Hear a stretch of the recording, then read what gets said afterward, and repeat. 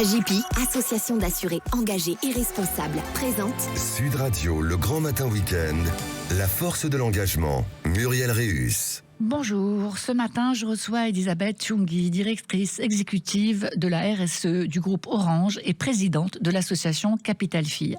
Mais tout de suite, je vous propose de nous engager sur un sujet qui nous concerne tous, celui de l'égalité des chances des filles. Les études sont formelles. Dès les premiers pas dans le système éducatif, filles et garçons empruntent des trajectoires différentes, souvent dictées par des stéréotypes et des attentes sociales. Bien que les filles réussissent souvent mieux leur scolarité que les garçons, cette réussite ne leur ouvre pas les mêmes portes, en particulier celle des filières scientifiques ou techniques, souvent perçues comme réservées aux garçons. Ces idées reçues freinent les ambitions des filles qui, même lorsqu'elles excellent, sous-estiment souvent leurs compétences et s'autocensurent.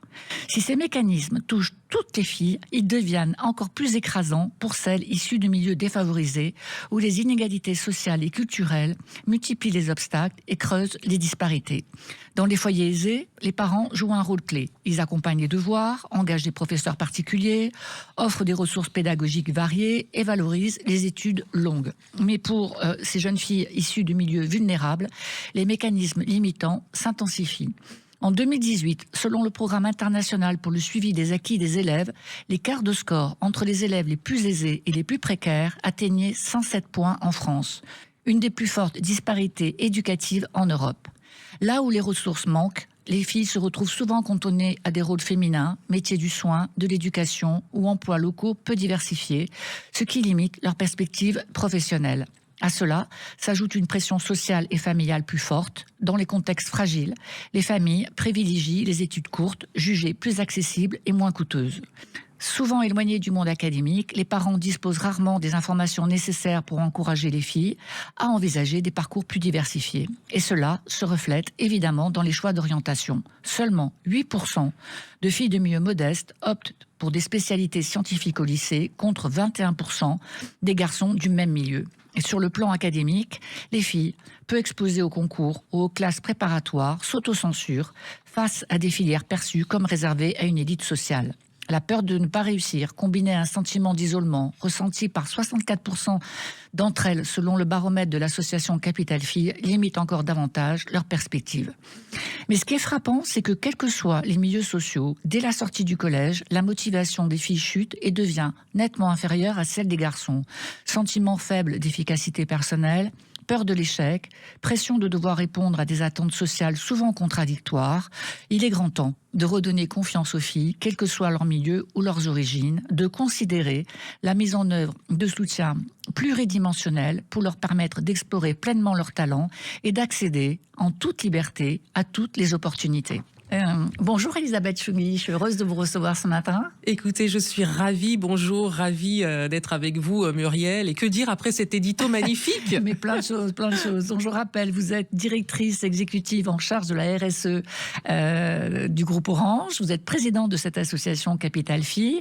Et alors on va revenir un peu à l'origine. En 2012, Orange, alors sous la présidence de Stéphane Richard, décide de créer Capital Filles.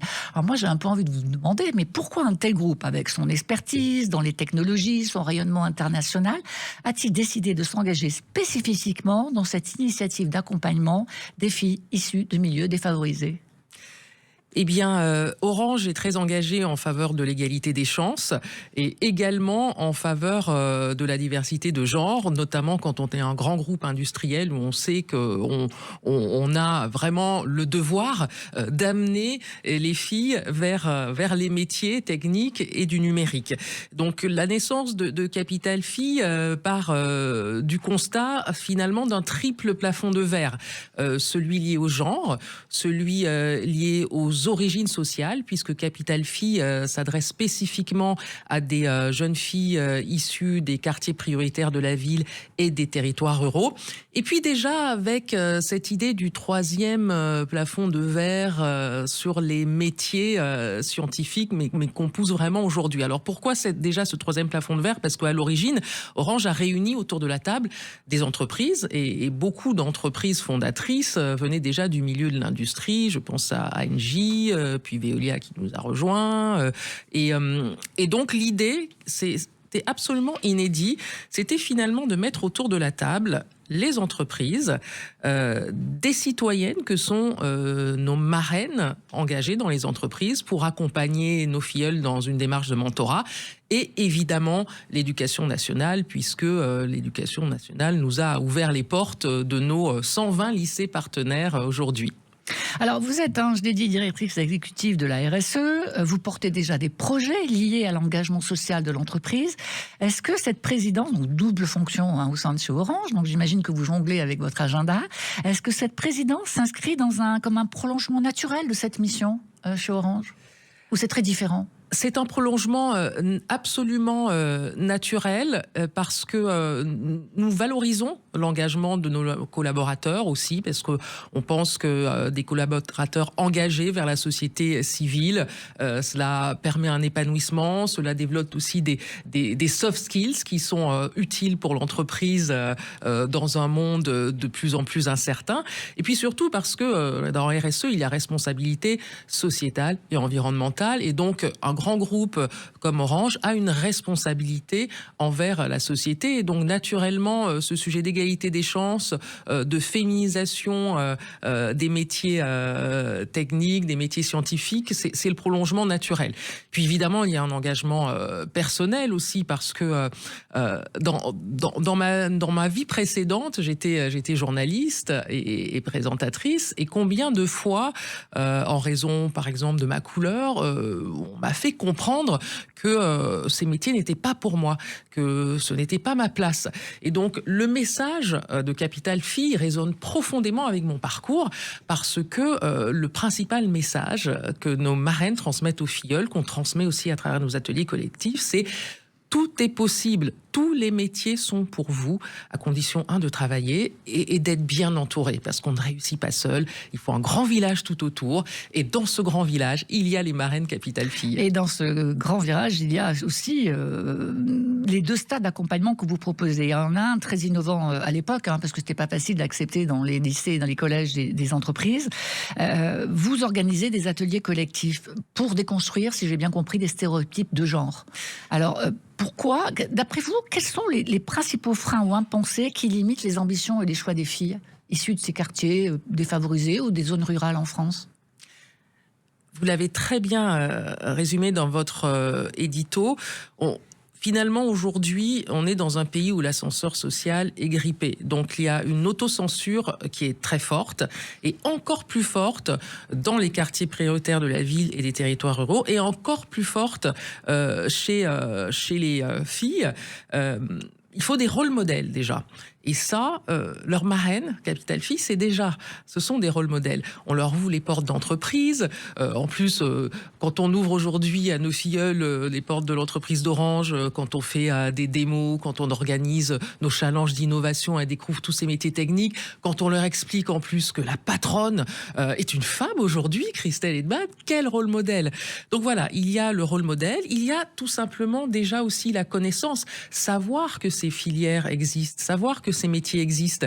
Et c'est très fort, parce qu'aujourd'hui, avec plus de 10 ans de recul, on a le témoignage de nos anciennes filleules. On organise chaque année le rendez-vous des possibles, où on rassemble nos nouvelles filleules, les anciennes qui témoignent.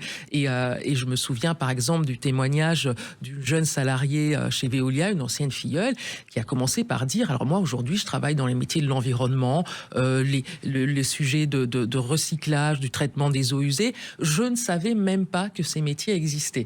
Et donc, c'est notre rôle, c'est la première brique de l'action Capital Fille, c'est déconstruire les stéréotypes de genre, dire tout est possible, tous les métiers sont possibles, et aussi expliquer, ouvrir tout le champ des métiers possibles voilà, pour les jeunes filles qui ne se les imaginent même pas. Alors, c'est pas rien, c'est 1246 marraines qui étaient engagées à la rentrée 2023 dans le programme de mentorat de Capital Fille. Ces marraines, vous les trouvez comment? Quels sont leurs profils? Comment accompagnent-elles ces jeunes filles? Et est-ce qu'elles peuvent, une marraine, ça peut avoir plusieurs filleuls, ou c'est une personne prise en charge pendant une durée donnée? Alors, c'est vraiment un engagement à la carte parce que on est très conscient qu'il faut s'investir et voilà, qu'on a tous des agendas très chargés. Et donc, c'est vraiment un binôme qui se forme en fonction des besoins de la filleule. Ça peut être voilà, une filleule qui a besoin à un moment d'un accompagnement pour rédiger un CV. Certaines ont besoin d'être orientées dans la jungle de Parcoursup. Donc, en règle générale, c'est voilà 3 heures par mois, mais ça peut être en visio. Mais après, il y a mille et une histoires différentes. Hein. Aucun binôme ne se ressemble, mais c'est vraiment ce sujet. Et quand on écoute le témoignage de nos filleuls, le socle, c'est la confiance. Toutes disent « ma marraine m'a donné confiance en moi ». Donc ça peut être aussi préparer un entretien pour un stage. Et puis ça veut dire aussi ouvrir déjà les portes d'un réseau en entreprise. On sait qu'il y a un sujet sur les stages de seconde aujourd'hui. Donc voilà, les marraines sont des couteaux suisses au bénéfice de l'intérêt de leurs filleuls. Elles viennent des entreprises partenaires. Hein. Elles viennent essentiellement des entreprises partenaires, mais nous avons également des membres individuels et donc nous lançons un appel parce qu'aujourd'hui, cette année, nous avons battu un record en termes d'inscription de filleuls, c'est dire le besoin, et il nous reste encore, voilà, nous sommes encore à la recherche de quelques marraines dans les différents, en Île-de-France, mais aussi à La Réunion. On est présent aujourd'hui dans toutes les académies dans le territoire hexagonal et à La Réunion.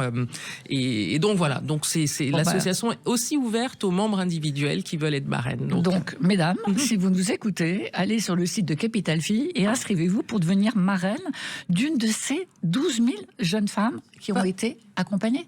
Parce que oui, 12 000 jeunes femmes depuis la création de l'association en mentorat et puis 55 000 en atelier collectif. Et ce qui est formidable, c'est que c'est vraiment un échange. Évidemment, c'est un engagement fort des marraines, mais toutes disent que c'est un échange qui leur a apporté énormément parce que, voilà, peut-être aussi à déconstruire des biais, une porte ouverte sur d'autres cultures, sur d'autres modes de vie qui, voilà, c'est la richesse et la force de l'altérité. Alors, vous venez de réaliser un baromètre sur la confiance, justement, en partenariat avec l'Institut Occurrence, du groupe IFOP. Et ce baromètre révèle que 64% des jeunes femmes issues de milieux défavorisés et des zones rurales expriment un sentiment de solitude généralisée. Alors, pourquoi ? Quels sont les facteurs qui contribuent à ce sentiment d'isolement pour elles ? C'est multifactoriel. Il y a, et c'est là que quand on parle de soutien, on voit bien, quand je parlais du grand village, c'est qu'on voit bien que notre baromètre montre que les filles qui se sentent soutenues par leur écosystème, la famille, les amis, mais aussi un environnement urbain sécurisé, des possibilités, des bons établissements scolaires, la possibilité d'accéder facilement à la culture, de faire du sport. Quand tout cet écosystème fonctionne, les filles se sentent beaucoup plus soutenues et ont beaucoup plus confiance en elles et en leur avenir. Et ce qu'on a constaté, c'est que là où il manque, plus il manque de critères dans ce grand écosystème, plus il manque d'acteurs, moins les filles se sentent soutenues. Et c'est là, notamment, quand voilà, l'entourage familial, c'est compliqué parce que les parents n'ont peut-être pas fait d'études, peuvent pas se projeter dans des schémas de réussite. Là où elles vivent dans un quartier où elles se sentent pas en sécurité, là où il y a des établissements publics défaillants, les marraines viennent faire une grosse différence. Et c'est intéressant ce qu'elles expriment dans les valeurs. Parce que les filles qui sont soutenues, la principale valeur pour elles, c'est « je veux réussir ». Parce que ça y est, elles sont sur les rails pour se projeter vers un avenir de réussite. Celles qui ne se sentent pas soutenues, demandent de la bienveillance. Et ça, je pense qu'on en Et a elles sont- toutes et tous besoin. Et Elles sont ces jeunes nombreuses, filles encore hein. plus. Elles sont nombreuses à le demander. 70% des filles interrogées dans votre baromètre considèrent ce soutien comme vital. Alors, en restant sur les rôles modèles, il y a un item qui m'a assez amusé, c'est quand vous demandez à ces jeunes filles quelles sont les personnalités les plus citées, elles disent, enfin celles qui les inspirent, elles disent Lena Situation, Simone Veil, Michelle Obama et Aya Nakamura. Des choix qui révèlent quand même des profils assez différents, une influenceuse, une femme politique engagée, leader international, une chanteuse. Ça dit quoi de cet éclectisme de critères de choix chez ces jeunes filles? Ça dit quoi pour Alors, vous? ça dit déjà une première chose, c'est que il ne faut pas enfermer nos filleules dans des carcans. Oui, Simone Veil est une icône féministe universelle. Donc, ça dit aussi que nos filleules portent une forme d'engagement féministe qui ne demande qu'à être transformée dans un parcours d'études et une carrière. Ça dit aussi, ce sont toutes des femmes fortes, ce sont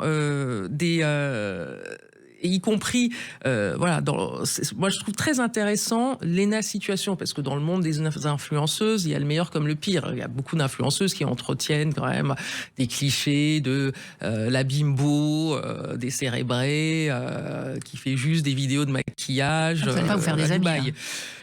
Certaines sont comme ça, et bon, de toute façon, on ne peut pas plaire à tout le monde. Moi, ce que je trouve intéressant, c'est qu'elles ont choisi Lena Situation, qui est une femme d'affaires qui concilie tous les mondes. Oui, elle est féminine, mais oui, elle est féministe, et c'est une vraie businesswoman, mais avec un fond intellectuel. Et donc voilà, je trouve que c'est rassurant. Je pense aussi à Aya Nakamura. Aya Nakamura, c'est quand même, voilà, c'est aujourd'hui la chanteuse française la plus connue dans le monde, et elle a de la personnalité. Ce sont toutes des femmes avec des très fortes personnalités qui se laissent pas marcher sur les pieds. Et donc, je trouve formidable qu'elles aient ces modèles.